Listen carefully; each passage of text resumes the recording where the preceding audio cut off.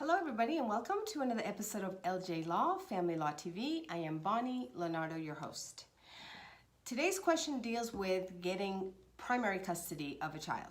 What factors does the court use to determine which parent gets custody of a child?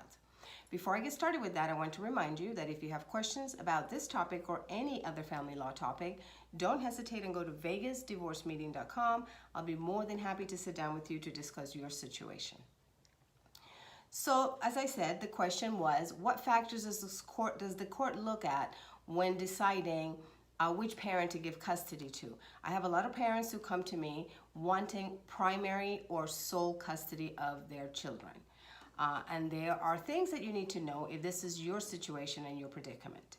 The court looks at many factors in determining what to look for in granting one parent primary or sole custody over the other. Remember, whenever anything deals with a child in family court, the court is always going to look at what is in the best interest of the children. Many factors are considered when the court decides what is in the best interest of a child. Many factors include some of these, but not limited to this list. Number one, the mental and the physical stability of the parents. Number two, the child's physical and emotional needs. Number three, any history of domestic violence in the household. Number four, any history of neglect or abuse by one parent to the other parent or from one parent to a child. Number five, the level of conflict that exists between the parents. Number six, the ability of the child to maintain a relationship with a parent. If, for example, one of the parents is given primary custody, will that parent then enable and foster a relationship with the non-custodial parent? Number seven, which parent has customarily had the primary responsibility of caring for the child, of taking the child to the doctor's appointments, of taking the child to school or extracurricular activities? Number nine, the relationship between the child and each parent.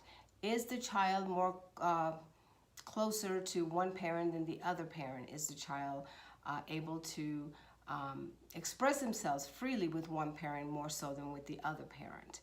Number 10, whether the parent who is given the custody will continue to foster a relationship with the other parent. And number 11, the wishes of the child. Now, this has to do with the age of the child and the maturity of the child.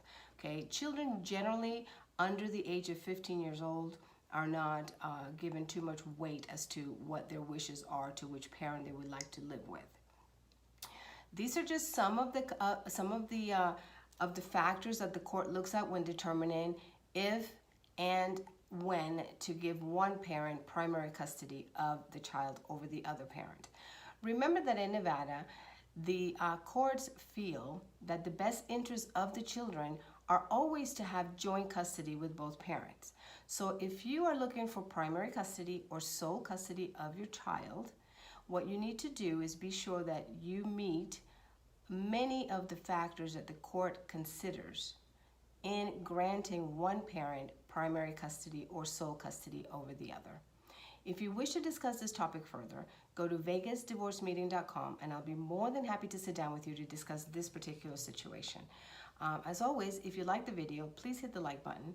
And if you know someone who can benefit from this information, please don't hesitate and share this video with them. As always, I want to thank you for tuning in, and I will see you next time.